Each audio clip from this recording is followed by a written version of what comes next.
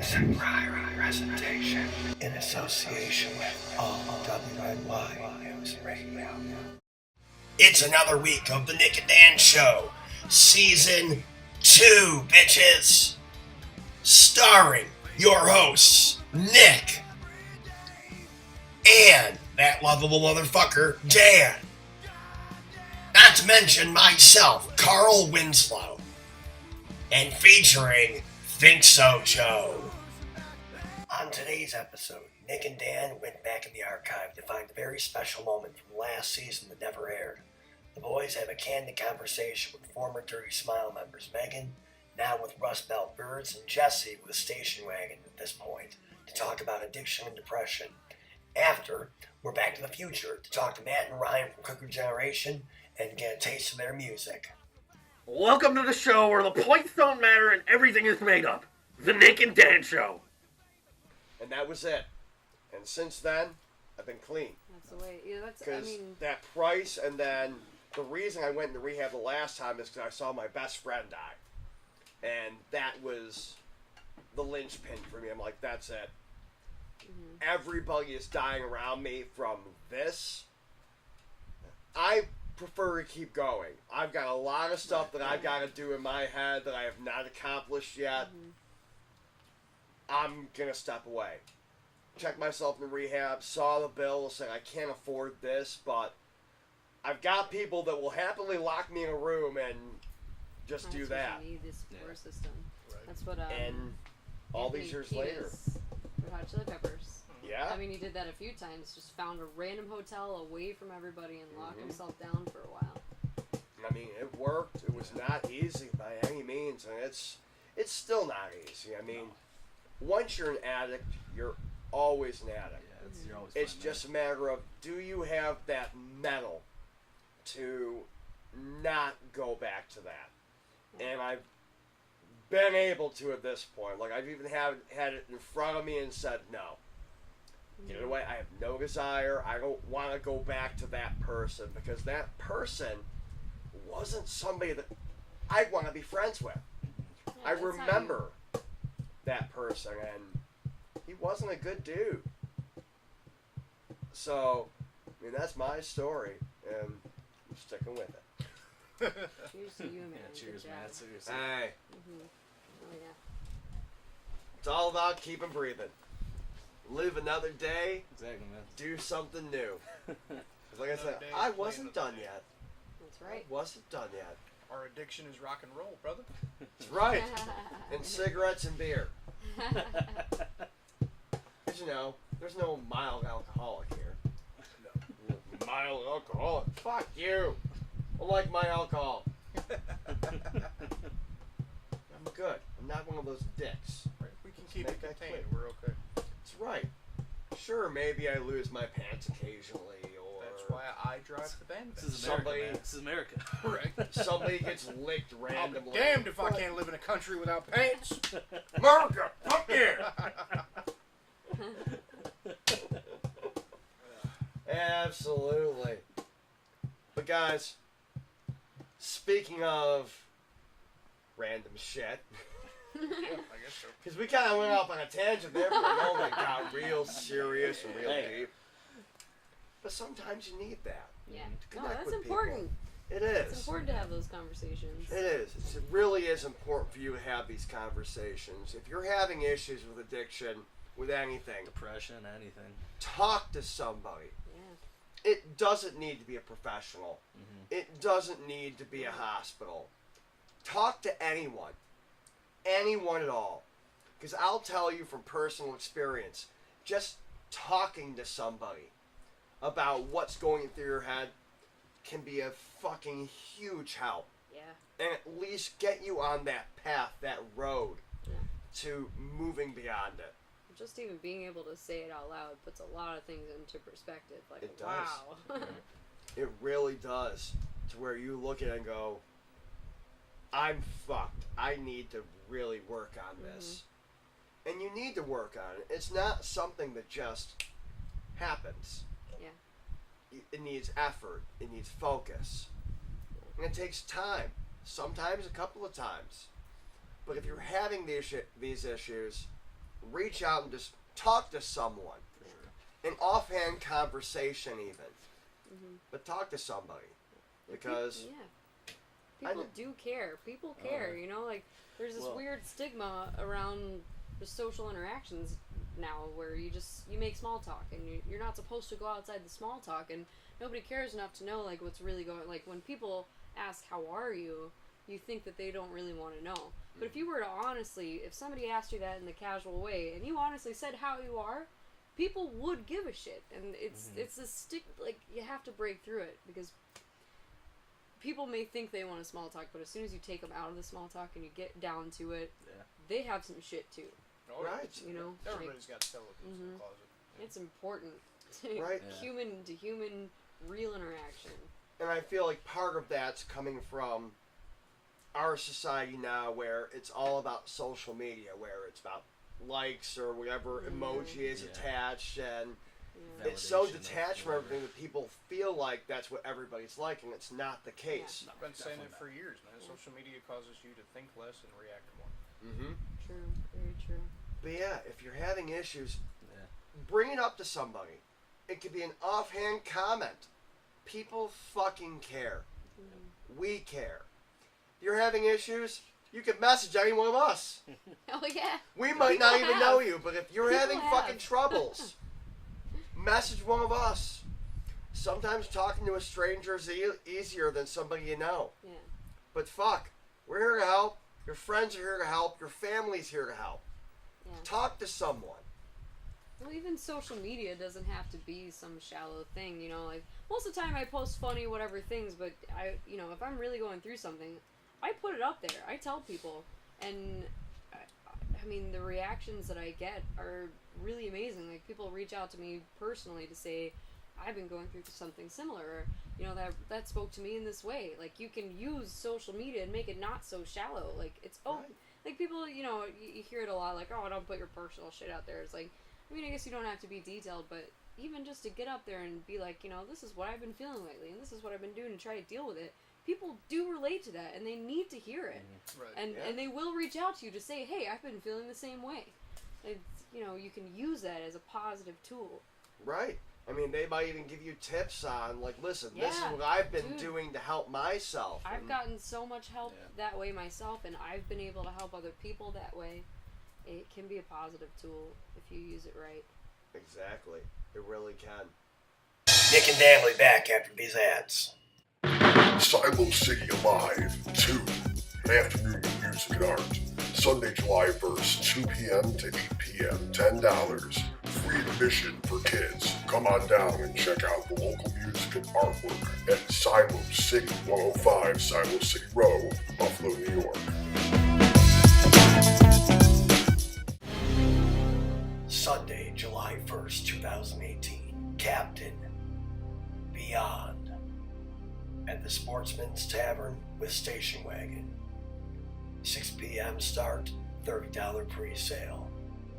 326 Amherst Street, Buffalo, New York. Tickets and details at sportsmanstavern.com. All WNY presents an evening of maddening proportions. Rats on Allen Street. Will your sanity last, or will you lose yourself to the sound of the night? Tempt the fates and release the Cage Kings. Behold the spectacle that is the Scarecrow Show. Demons screaming and more thinking of how the monster's lurking just outside your door. And march with the rats, the Exham Priory.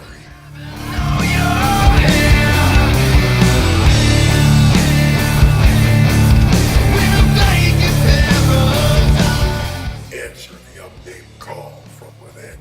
Saturday, July 21st. Nietzsche's 248 Allen Street, Buffalo, New York. 9 p.m. start, 21 and up with ID.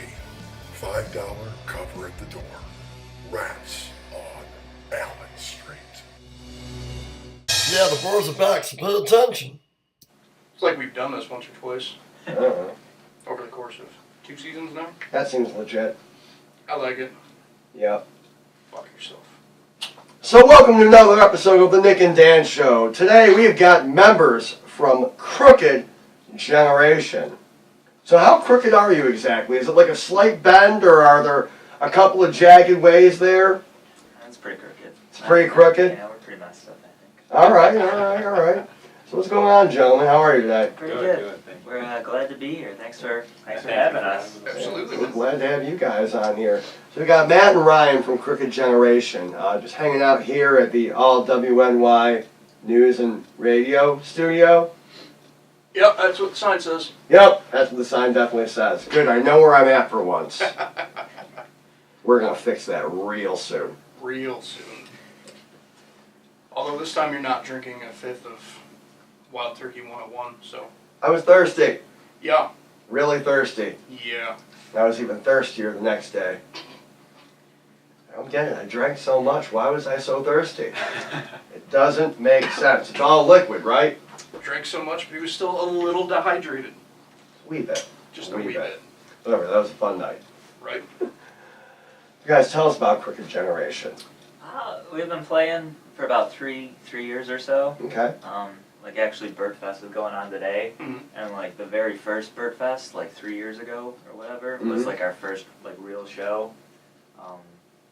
So I mean we've been kind of hanging around for 3 years or so, and for the most part, and B's always been in it, and Gabe couldn't be here today, but he's always been in it too. All right. And then we've had a few drummers here and there come and go, but the three of us have always been the solid, like the foundation of the members. So you're saying you got kind of like a Spinal Tap thing going on here, where drummers just kind of come and go. Have Pretty much, yeah. any spontaneously combusted? Do the horrible gardening Like accents? the middle, like maybe the second one did. Well, guys, here we go. We've got our new Spinal Tap. Ladies and gentlemen, this is Crooked Generation. Yeah, you know they. Where's Rob Reiner? Yeah, I don't know. We should start getting like a fire extinguisher. I think a fire extinguisher is always valuable to have on With us, stage. yeah. You never know what might catch fire. Yeah. Could be a band member, the stage. Drummer could blow up. Right, they could. I mean, We are track record. right, I mean, there's a lot of wood around a drummer too that could easily catch fire. You gotta make sure to be on top of that shit right away. Last thing you want to do is have another Whitesnake incident. Oh, Too soon? never too soon for that thing. Ever. I thought that was Greg White. I don't know. Could be there's something. There's some 80s band, I don't know, they're all kind of interchangeable to a certain extent. Right. Actually, Whitesnake was really good early on. I had no idea they kind of had like a Deep Purple-y thing going on, like in the late 70s. I'm like, holy shit, I gotta revisit this band because this is awesome. But back to Crooked Generation. So you guys qualify yourselves as pirate rock. I guess, yeah. I mean, I love the imagery that brings. Where did that originate from? I kind of like always liked pirates. Okay. Even when I was little. I'm like super into the movies, the Pirates of the Caribbean movies. Okay. Especially when I don't know, maybe I was like 10 when it came out. So, and I mean, it kind of was just like, you know, we wanted something to hang up as a backdrop. Right. But, you know, we didn't have anything as a band, so I was like, we could get a pirate flag. And we did that for the first Birdfest. That was like the first time we ever did it. So like 3 years ago, we just hung up at the Forum, which was a cool place. Yep. We bought like this pirate flag and just like tacked it into the wall. Nice. And then it kind of stuck. And then one of the songs is about pirates, like our first ever song. And then our slogan has always been we like girls, pirates, and rock and roll. So it's kind of those are like our three favorite things. What a great slogan That's what right our there. t-shirts say. Right? We sold those on tour. People didn't even listen to our music. They would come to the shows late, and they'd be like, I like girls, pirates, and rock and roll too. And then they'd buy our t-shirts. So. Fuck yeah, dude. I don't have one of those yet. I'm going to have to get myself one. We'll give you Now, one. So. how much do the t-shirts go for? I mean, really, whatever you want to give us. Usually at shows we do 10. All right, there we go. But I mean, we're open to doing deals. You know, we're at the point where it's just people wearing our merch. Right. It's cool. So I mean, whether it's a bracelet or a CD. Right. You know, That's I mean, cool. usually if people have already paid and they're at the show. Right. And they don't want to spend $10 on a shirt if they're like $5 or something. It's like, So it's negotiable. That's cool. So beyond t-shirts, what other merch do you guys usually rock when you're out at the shows? bracelets are were a big seller. That was like the easiest thing to get our hands on when we first started and cheapest. Okay. And those were cool because we were able to pay off buying them within like a day. Right. And then like once they're paid off, they're kind of cool things to like give away. Like I do a lot on Twitter. Okay. So usually if we get like a direct message from somebody who seems interested, I'll send them like a letter and a bracelet. So that's kind of been cool because it's cheap to send them out. Right. But we've got like bracelets in like 20-some states or so. Nice. Probably. That So gives you that whole direct contact with the fans. yeah, that's what's cool Right. about I love Twitter for that That's reason cool. alone. So, and then t-shirts. We had a couple different like styles of t-shirts, but we haven't really branched out too much into merch yet. Okay. Kind of spending more money on like recording and things. I mean, we had like demos and stuff we sell. But as far as like actual merchandise, it's pretty much shirts and bracelets. Okay. So background for you guys. Did it all start with Crooked Generation? Were you guys in bands prior to that? Talk to us about where you come from musically. I was in bands, bands, throughout like middle school and like early on in high school. Okay. I'm about a year and a half older than him, but when he came to my high school, we became friends like 2 months into him going to high school. Okay. So we kind of just started jamming right away, like in my room and stuff like that. So me and him had been trying to be in a band for like 4 years. And then when I went to college the first year and he was still in high school, we kind of, didn't do anything. And then around like my sophomore year of high school, which was like college like 3 years ago, then when I called him and then one of my best friends from high school and said, "You want to try it again?" And they were like, "Yeah." And then we added Gabe. Okay. And then Greg kind of gave us shows. Because I met Greg I was in a band Sweather for a little bit. Okay. So that's why I met Greg, and then Greg gave us a lot of our first early shows. And then it kind of... So we really have Greg to thank for kind of getting the ball rolling for us. And then me and him have been playing for like 7 years or something. We've known each other. Even in the school band too. Yeah, Oh, shit. like wind Oh, ensemble we did that and too, man. stuff like that in high school. So Actually, I wouldn't be playing bass if it wasn't for my high school music teacher. Because yeah, I was in concert band, I was playing clarinet, and grades were slipping, and I lost the interest. And I still liked music, but I just lost the interest in what I was doing. And he goes, "You want to try something different?" And I said, "What's that?" He goes, "Well, our jazz band needs a bass player. We haven't had one for years." And I was like, "Yeah, I can jump in and play bass clarinet in a jazz band." He goes, "No, bass guitar." He's like, "Well, I'll tell you what, school has one and an amplifier. If you go on your own and take lessons, we'll let you use this." And I was like, "All right, fine, whatever." And that's what got me involved in that shit. cool. So, Yeah, I think that's cool, because even I kind of got my start in, my school, I went to Niagara Catholic, we didn't have a band, we had school choir. So I joined that, along with like the musical department, doing productions. So that kind of really got me moving with starting to properly learn how to play my instrument. Because every once in a while they need backing instruments. Me and Billy from Billy Draws 2, he was in it too. We both went to the same high school together, and it was fun to kind of get going that way. Plus it gives you a little bit more appreciation, like, oh wow, there's more than just hitting strings here. I actually have to do something with my fingers. right. Got it.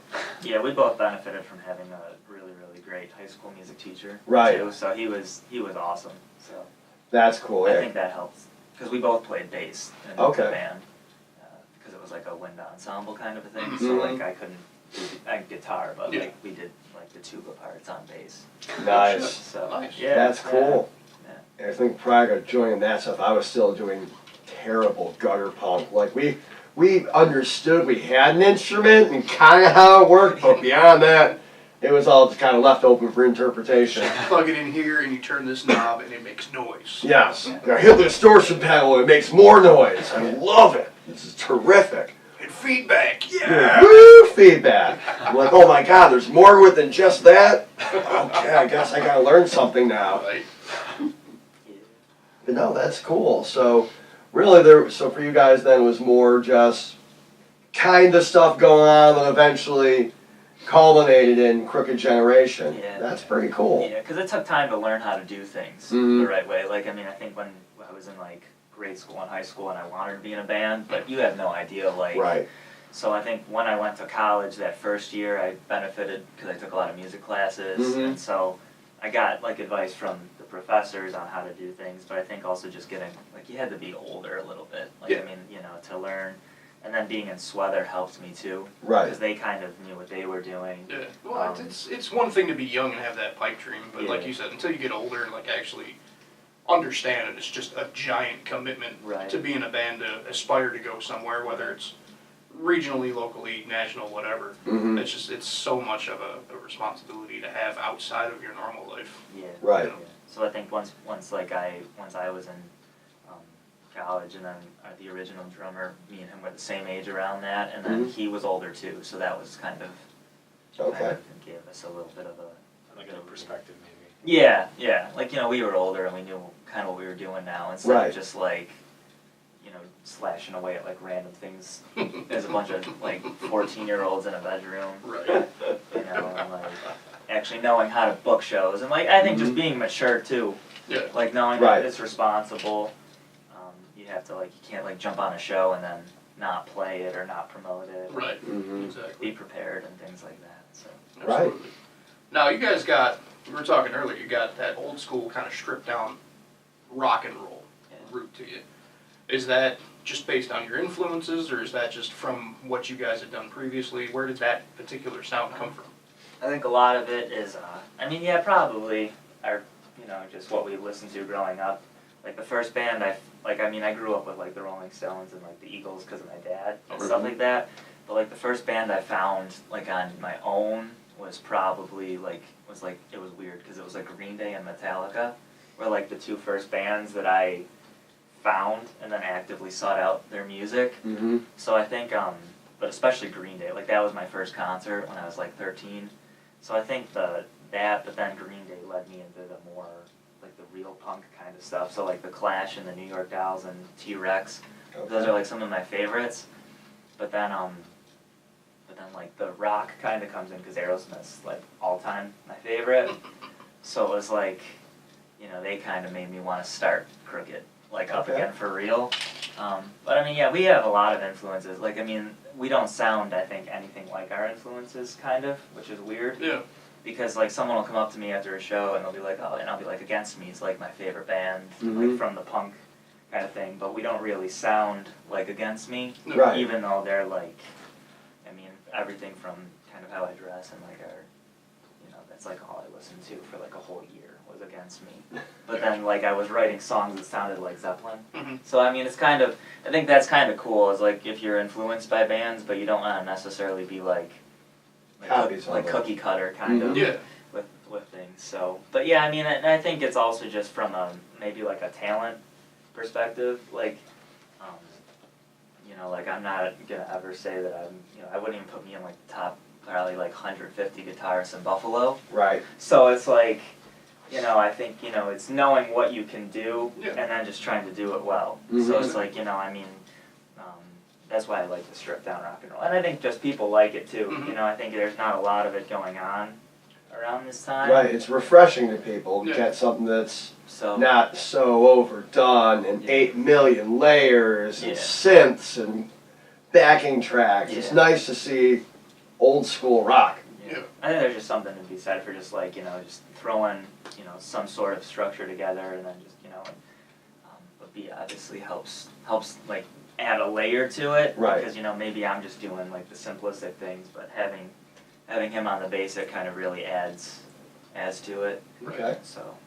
Yeah, coming at you, Professor Lindenberg.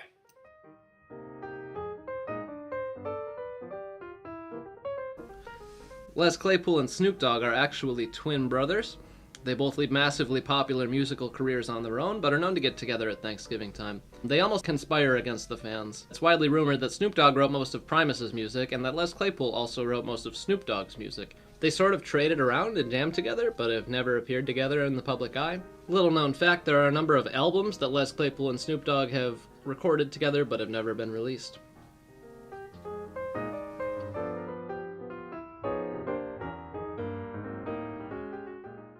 Yeah, boy, Nick and Dan will be right back. Whether you're looking for a cold drink or just a place to hang out, make sure to come down to the River Pub, 6004 Buffalo Avenue, Niagara Falls, New York. Open 7 days a week. Come on down to the River Pub and have a cold one. Hang out on the patio out back, or stick around because there's something going almost every evening. And is the pub not quite enough? Are you also looking for some grub? Stop right next door at Submariners, where we pride ourselves with amazing quality products with generous portions. See you down at the River Pub or Submariners, 6004 Buffalo Avenue, Niagara Falls, New York. Check them out online for more details. What's up, fuckers? It's Dan from Dan and Nick's Used Guitar Emporium. Guess what we just got in? This motherfucker right here. You see this goddamn thing?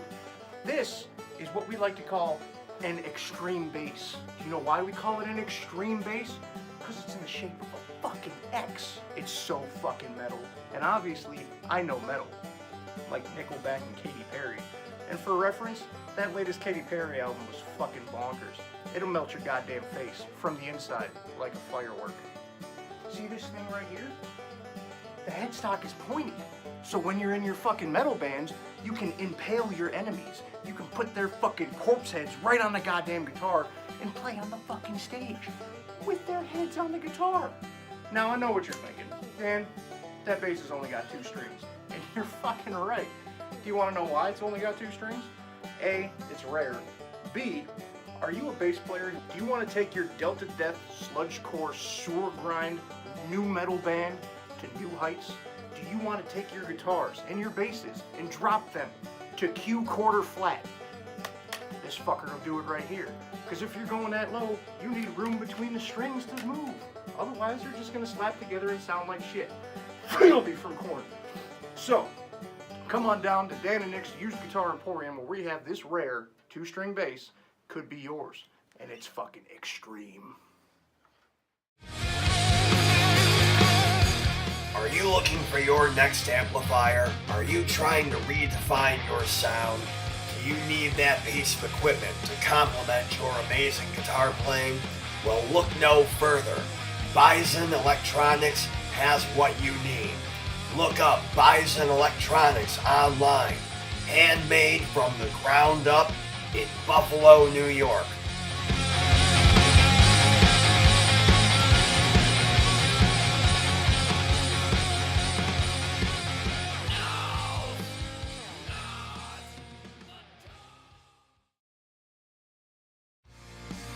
If you want to hear more from the Nick and Dan Show, tune in weekly at 6 p.m. Eastern Standard Time on allwnyradio.com for 2 length-hour podcasts, unhindered interviews, and musical performances. allwnyradio.com.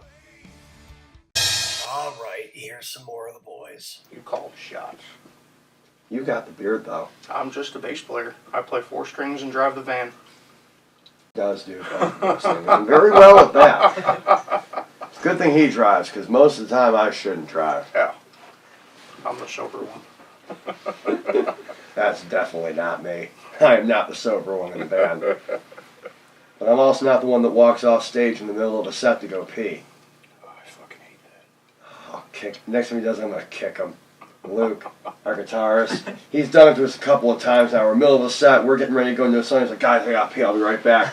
He just I'm like, motherfucker, I will kill you. Actually 3 if you count Punks in the Yard, but in his defense, our set was actually over. They called for 1 more song. Yeah, they did call for an encore, so he ran off, pissed really quick, and then came back, and we fired up with the encore. Got most of it on his leg. Yep. Yeah, whatever.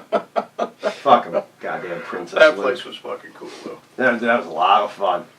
We literally played behind a single wide trailer in somebody's backyard on these shitty ass fucking pallets that I'm assuming was supposed to be a back patio at one point, but they were rotted to hell.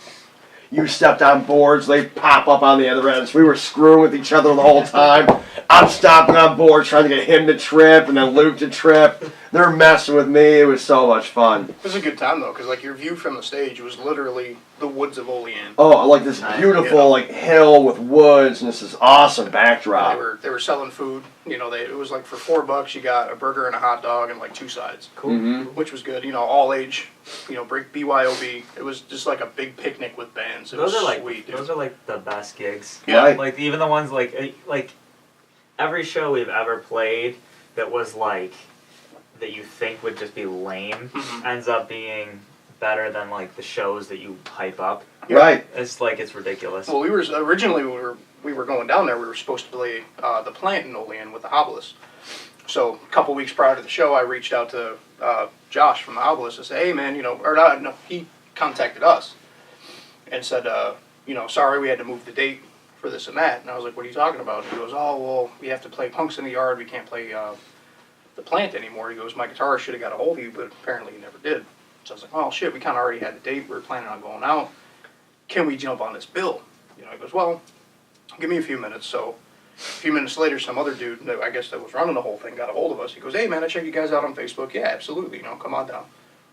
Which was pretty fucking cool. You know, and it was all day. Like it started at noon. Right. I think we walked out of there at 12:30, 1 o'clock. It was late. It was really late. The only light that was going on in that backyard was like the back door light that was on. It was dark It was out. to the backs of the guys playing on stage, so we were actually up there with like cell phone lights, Yeah. so they could see their fretboard.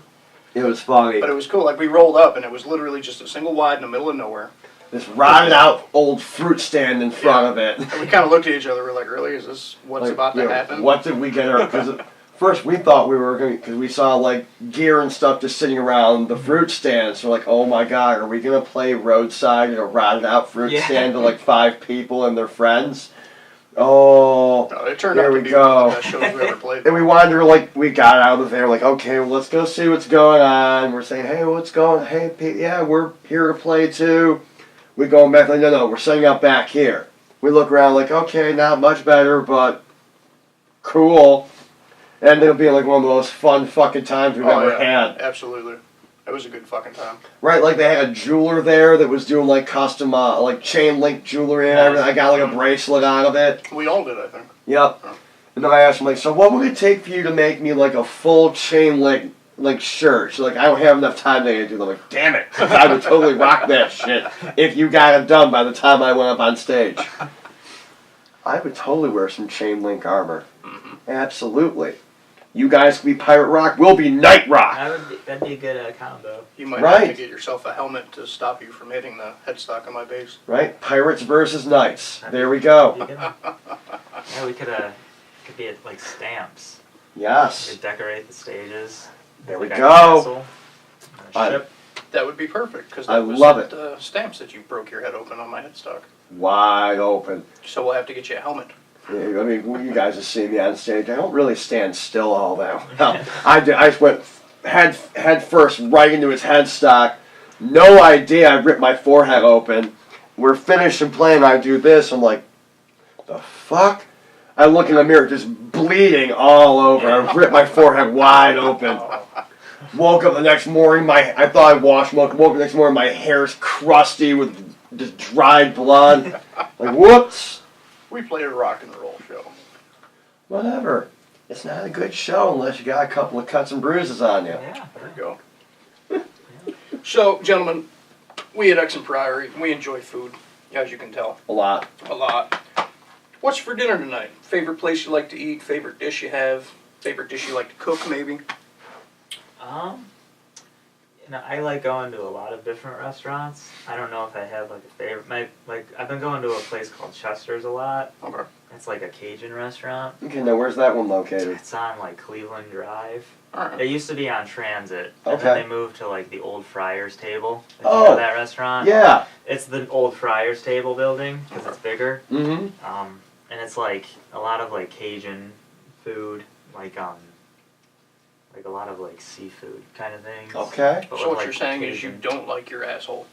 I guess not. No. Like they have like po' boys and stuff. Like New Orleans, it's like a lot of that Okay. kind of thing. So that's like my favorite probably restaurant to go to. Alright. But I Okay. like Mexican food a lot. Like there's this place called La Tolteca or whatever, and it's Okay. like out near I don't even know, like maybe Williams. I don't know. Okay. I don't know. But they're like super good. It's like a real like Mexican restaurant. It's not like going to like Mighty Taco. like or like like a Taco Bell or something. Like it's Right. like they make like empanada, like like real. Right. So it's this but yeah.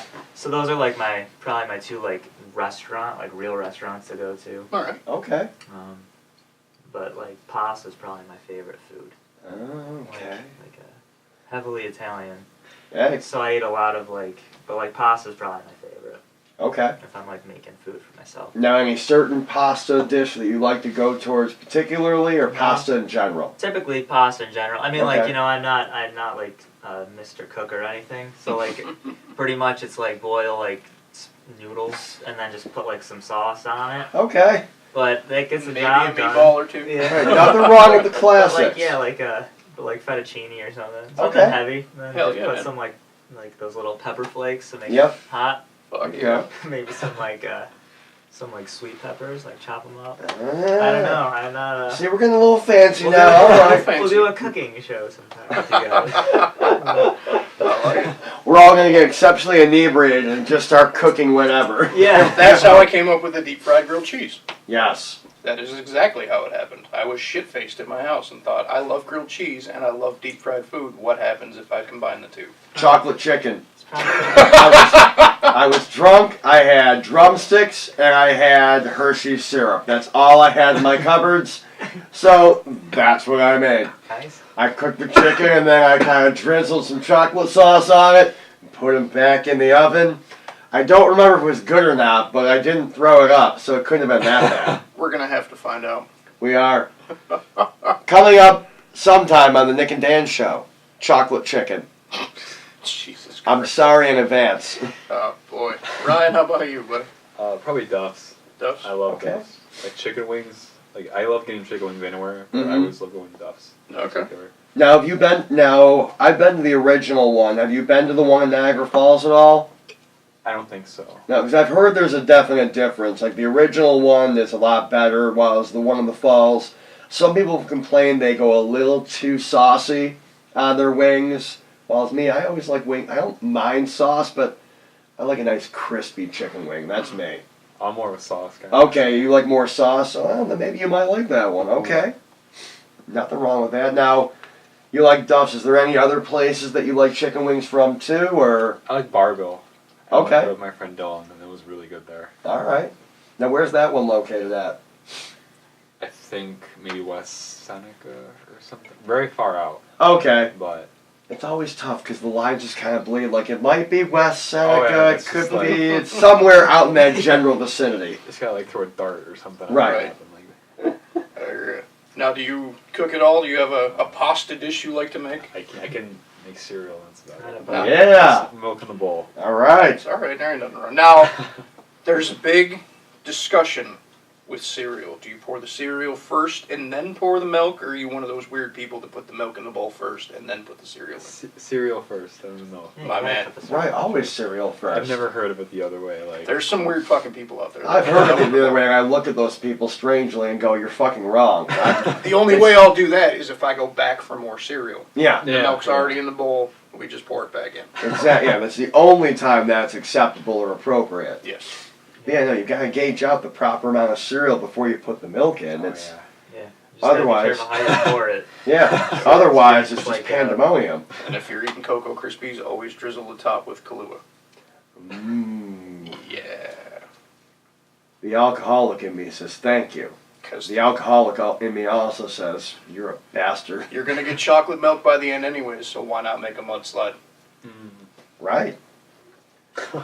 When in doubt, add alcohol, everybody. Right. When in doubt, add alcohol.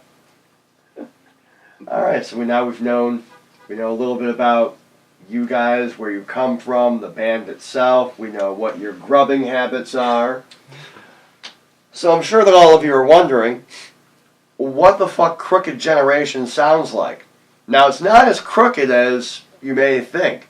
It's pretty straightforward rock and roll. But up next, guys, I think we should give them a little taste of Crooked Generation. And here, you Go. Now for some ads from some douchebags. And now for Crooked Generation.